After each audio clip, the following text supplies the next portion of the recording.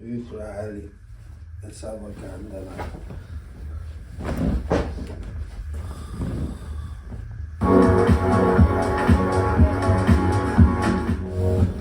Hey, this lad's sick though, you know.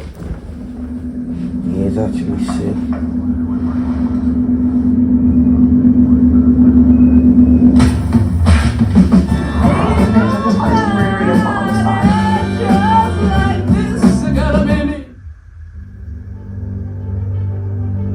Looking back on my Cage Warriors career, it's been fast. I mean, this kid's a star. It's been in the blink of an eye.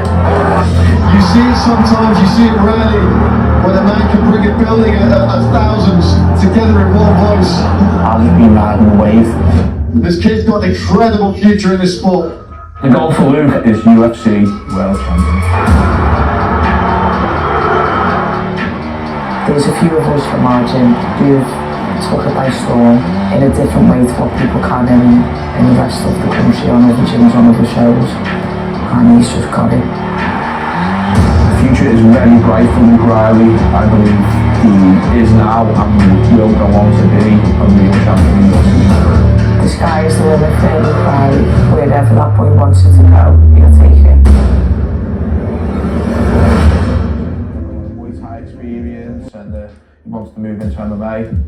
It was a bit of a mad one. It just came into my mind. I was sat in the bath and it shouted me into the door, and I was just like, "No, I'm going to the MMA." And she was like, "What?" I went into Scotty that next session and said, "Look, I'm going to the MMA." I think he messaged like 5 people. Everyone said next gen. So he gave me a call and he came down the gym and I said, "There's 1 or 2 ways we can do this. We can do this the quick way, or we can do this like the hard way." And he picked the hard way, and he literally from like the next day started training with the fight team in the mornings, and that's just history, as they say. There's a gym full of killers, people on the rise, the likes of Paddy, Molly, Nathan, everyone who was currently at the gym, very high level grapplers. So I was going in every session and they were beating me up, taking me down, choking me out.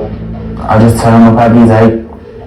That's where I just leveled up quickly. I was staying in the gym, being active, fighting all the time, and I got to where I am now today.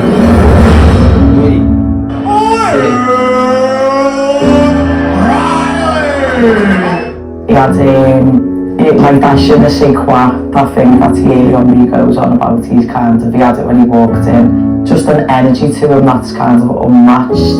I didn't know too much about him. I knew he'd done like a bit of boxing. I didn't know how much Thai boxing he'd actually done. I remember saying to him, "Try doing this when you're throwing the kick, do that." And he was like, "Yeah, no problem," and he done it. And then someone joked, he's like, "He's had like a good few Thai fights." I went, "What a humble young man then to not go, oh right, I've had this much experience." He just took it on the chin, and ever since that day, I never forget, he was just one of us. Coached Luke for I think about 5 years, maybe about 5 years now, must be. It always seems like he's always been here, if that makes sense. I remember when Luke made his debut, he was literally debuting himself as pro debut onto Cage Warriors, which I know can put a lot of stress. Luke just handled it completely in his stride. It was like no effort for him, and wins in spectacular fashion. And then literally from there, it's just been an undefeated journey, pretty much. And here he is, ladies and gentlemen, the man being touted as a future superstar, like pretty much anyone who's ever seen him fight. Oh, this could be it!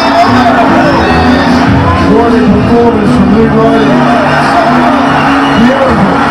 One of the craziest fights I've ever seen in Cage Warriors. My favourite fight has to be the Alexander Luke fight. It was one of them. I don't think either of us turned up that day, or the crowd, knowing what was going to happen. Look for the right to underneath. Even as that was going on live, we were watching, I was thinking, wow, this is one of the best fights I've ever seen. I'll never forget. Paddy's like nearly with his fingernails off me, and we're all just nearly being sick, and I was just like, oh my god. Like, he's unloading the kitchen sink on this kid and he's not going away. And both of the boys' face was everywhere. I recognized in the first round, and it was just carnage basically. We said to him, literally go out, this is just as Ralph was about to start, he said he broke my hand, and we said, listen, he is done, just go out there now, press forward at him and just throw his hand in his face and put him away for us, and that's exactly what we did.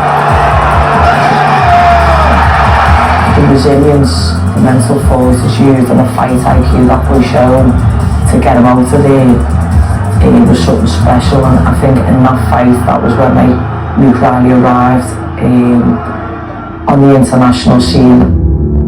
He deserves to get the headline shot. Everyone deserves that headline. To do the Manchester, it's so close to home. Being my first main event means a lot to me, but as people know, I'm always the people's main event, so it's not much of a surprise. Just tune in, buy a ticket and come watch me. The opponent's a big game fella from Brazil. He's looking to come over obviously and shut me up, take all my pipe, but it's not going to happen. He's got a knocker, you know. Walking out in a packed out BC is unbelievable. There's no feeling like it. Any fighter will tell you that walkout is just the best feeling in the planet. It's bliss. Fighters live for them big moments. It's gonna go crazy. He's got that, like some of us in our gym, when we walk out it goes off its head. Luke's got that, he loves the music, he loves a little party, and everyone will be there screaming for him. He'll get his world title shot next, or he'll be moving on. Sick, man. Luke's got a UFC size ceiling over his head. We knew he'd make pretty much short work on most of the guys in cage winners. So the goal now is still be the best, get to the UFC, win the belt, make me money, and look after the people who have looked after me from the very beginning.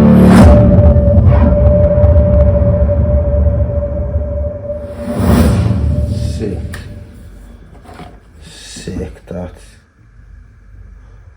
that's a sick one there. If you've got to try, You know how it is, but Luke Riley, absolute bad boy. But yeah, go and check him out. Absolute G.